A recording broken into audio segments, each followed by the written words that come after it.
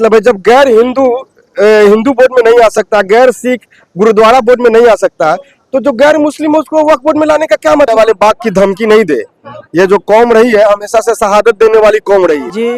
देखिए, जब जब जब जुल्म करेगा सत्ता के गलियारों से, हिंदुस्तान का कोना कोना चप्पा चप्पा गूंज उठेगा इनकलाब जिंदाबाद के नारों से। दोस्तों, इस वक्त मैं मौजूद हूँ जंतर मंतर पर। आज वक्फ बोर्ड को लेकर यहाँ पर लोगों ने धरना प्रदर्शन किया था। यहाँ पर काफी लोग हमारे साथ जुड़े हैं बातचीत करने के लिए। सर, क्या नाम है सबसे पहले आपका? जी, मेरा नाम कुणाल है। मैं NSY JNU का जनरल सेक्रेटरी हूँ और मेरा JNU से PhD चल रहा है। आज धरना प्रदर्शन है, क्या कहना चाहिए, क्या संदेश देना चाहेंगे देशवासियों के लिए? देखिए, देशवासियों के लिए से संदेश से ज्यादा मैं सरकार को यह संदेश देना चाहूंगा कि जो हमारा रिलीजियस फ्रीडम है, हम हिंदू हो, मुस्लिम हो, सिख हो, ईसाई हो, हमारे रिलीजियस फ्रीडम जो भारत के संवैधानिक मूल्य है, जो संवैधानिक अधिकार है हमको, जो बाबा साहब ने दिया है, उस पे आप लोग आक्रमण करना बंद कीजिए। आज हम लोग जंतर मंतर पे हैं, कल फिर सड़क पे आएंगे। इस बात को कहने के लिए हम लोग आज जंतर मंतर पे जमा हुए कि हमारे रिलीजियस फ्रीडम को छेड़छाड़ मत कीजिए। नहीं, आप यहाँ पर जंतर मंतर पर शांतिपूर्वक तरीके से अपना प्रोटेस्ट कर रहे हैं, तो क्या लग रहा, आप क्या चाहते हैं सरकार से? देखिए, मेरा सरकार से एकदम सिंपल सा सवाल है कि जब मंदिर बोर्ड में गैर हिंदू नहीं होता है, जब गुरुद्वारा बोर्ड में गैर सिख नहीं होता है, तो वक्फ बोर्ड में अमेंडमेंट करके गैर मुस्लिम लाने का क्या मतलब है? मैं हिंदू हूँ, मुझे नहीं मालूम होगा, मैं अगर मुस्लिम वक्फ बोर्ड में आ जाता हूँ तो मुझे नहीं मालूम होगा कि वक्फ बोर्ड की क्या रियायतें हैं, उसमें कैसे काम करना है। अब बात समझ रहे हैं ना? तो गैर मुस्लिम को वक्फ बोर्ड में लाने का क्या मतलब है? जब गैर हिंदू हिंदू बोर्ड में नहीं आ सकता, गैर सिख गुरुद्वारा बोर्ड में नहीं आ सकता, तो जो गैर मुस्लिम है उसको वक्फ बोर्ड में लाने का क्या मतलब है? तो ये सीधे सीधे जो वक्फ बोर्ड जो है उसको दबाने का, उसको दबोचने का, और जो वक्फ बोर्ड की जो सांझी प्रॉपर्टी है उस पर सरकार का नजर है। सरकार भी तो कह रही है आपके हितों के लिए कर रहा हूँ, जिलाधिकारी को सारी पावर्स दे दी जाएंगी। नहीं, तो ये कैसा हित है जो मुझे ही पसंद नहीं है? आप मेरे हित की बात कर रहे हैं और मैं उस बात से खुश नहीं हूँ, तो ऐसा हित आप मत नहीं कीजिए। एक जिला कह रहे डिस्ट्रिक्ट मजिस्ट्रेट को दे देंगे। DM कौन होता है? DM सरकार के नुमाइंदे होते हैं। वो आपकी सुनेगी कि सरकार की? अरे आपके जिला में लाठीचार्ज कौन करता है? DM करवाता है ना जी। तो किसके क्या लग रहा है सरकार आपकी बात सुनेगी? आपने क्या देखा, शाहीन बाग आपने प्रोटेस्ट किया, यहीं से निकला, काफी उन्होंने माहौल भी क्रिएट किया, काफी लोग जेल में भी गए, तो क्या लग रहा है सरकार आपकी आवाज सुनेगी? जो बिल्कुल सुनेगी। जिस तरह के शाहीन बाग तो नहीं सुने, शाहीन बाग भी कानून वो तो रद्द नहीं हुआ। किसान आंदोलन किसान आंदोलन जब 750 लोग मर गए उसके बाद सरकार ने सुना। देखिए, ये शहादत 750 लोगों की हुई, यहाँ पे 7,500 लोगों की भी शहादत हो, लेकिन इसके पीछे हम लोग नहीं हटेंगे। वो संसद में बहुमत में है, सड़क पे बहुमत पे हम लोग हैं। इस बात को याद रखें जाए। हम लोग जब बार बार कह रहे हैं कि फिर से एक शाहीन बाग बनेगा, तो वो लोग कह रहे हैं कि फिर से हम लोग जालिया वाला बाग बना। विरोध प्रदर्शन कर रहे हैं, क्या विरोध बनकर ही रह जाएगा? ये प्रदर्शन भी आप लोग करेंगे क्या? देखिए, विरोध ही करेंगे? नहीं, या फिर इसका परिणाम भी देखने को मिलेगा? हर परिणाम की शुरुआत विरोध से होती है। आप अपने बंद कमरों में से तो इसका विरोध नहीं कर सकते हैं, आपको सड़क पे आना होगा। हम लोग आज सड़क पे हैं, और ठीक जैसे किसान कानून वापस लिया गया है और वो लोग बार बार जालिया वाले बाग की धमकी नहीं दे। ये जो कौम रही है हमेशा से शहादत देने वाली कौम रही है।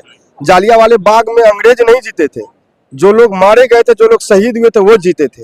यह बात ये सरकार को याद रखना चाहिए। और जालिया वाले बाग के बाद अंग्रेजों को भारत से खदेड़ दिया गया था। ठीक उसी तरीके से बीजेपी और ये जो अमित शाह है फिर से तरीपार किए जाएंगे। अच्छा, आप जो संशोधन बिल है ये क्या चाहते हैं? आप खत्म करवाना चाहते हैं सरकार से, संशोधन कराना चाहते हैं, क्या चाहते हैं आप? नहीं, हम आपकी रिक्वायरमेंट है? मेरी रिक्वायरमेंट, पहली रिक्वायरमेंट ये है कि जो वक्फ बोर्ड में जो अमेंडमेंट होना है वो एक लोगों के द्वारा हो। वक्फ बोर्ड में जो मेंबरान है, क्या वो अमेंडमेंट चाहते हैं? क्या ये देश का माइनॉरिटी अमेंडमेंट चाहता है? तब हो।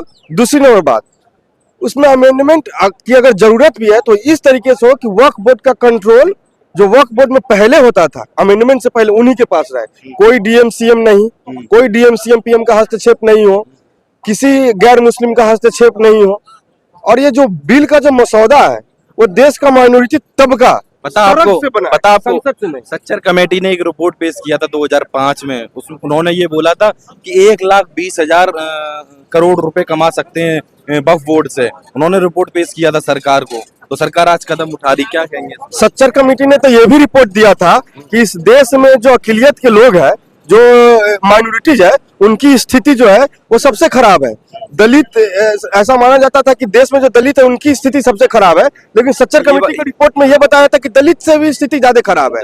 उनको इस मनमोहन सिंह की जब सरकार आई तो सच्चर कमेटी के रिकमेंडेशन पे मानव स्कॉलरशिप लाई, जिसमें माइनॉरिटीज स्टूडेंट को हायर एजुकेशन में पढ़ने के लिए स्कॉलरशिप दी जाती थी। इस सरकार ने आज से 6 महीना पहले उस मानव स्कॉलरशिप को बंद कर दिया गया।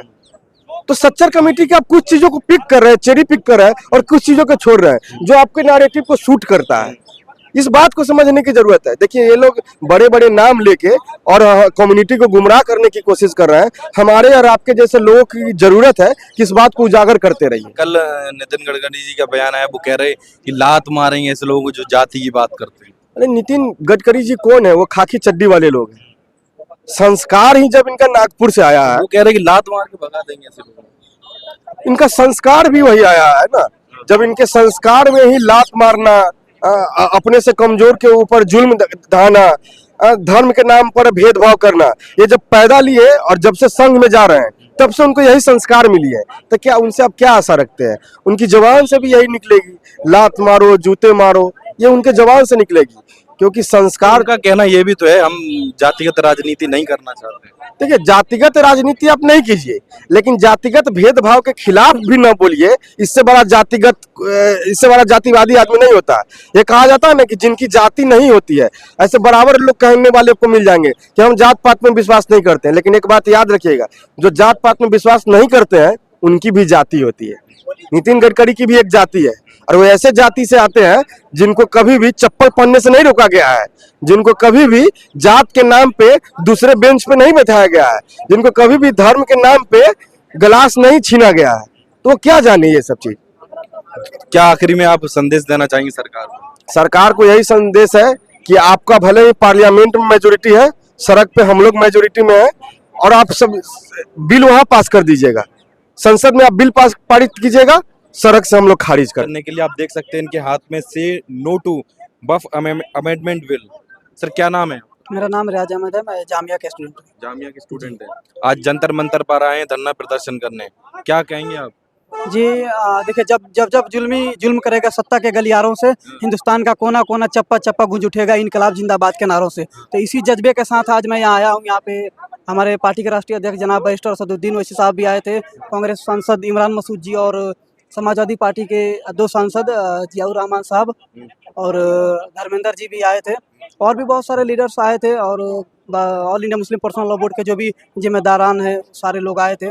और करीबन 4 घंटे तक ये चला धरना प्रदर्शन। मैं शुरू से ही यहाँ पे हूँ 10 बजे से। तो आज यहाँ पे हम सब ने संकल्प किया कि अगर सरकार अगर तानाशाही अगर दिखाती है, अगर क्योंकि उनके पास देखिए दोनों सदन में उनके पास बहुमत है, लोकसभा में है, राज्यसभा में है। अब पूरी धरना प्रदर्शन करके क्या संदेश देना चाहते हैं? क्या सरकार को देखिए, धरना प्रदर्शन करना, जुल्म के खिलाफ आवाज उठाना, ये तो हमारा संवैधानिक अधिकार है। शोषण के खिलाफ अधिकार उठाना, अगर सरकार अगर चाहती है कि उसके पास अगर संख्या बल है, अगर उसके पास प्रशासन है, मीडिया है, पूरा सिस्टम उसके अंदर में है, तो वो चाहती है कि हम कुछ भी कर देंगे। ऐसा हम लोग नहीं होने देंगे, क्योंकि इस क्या लगता है मतलब आपकी आवाज सुनेगी सरकार? सुनना पड़ेगा।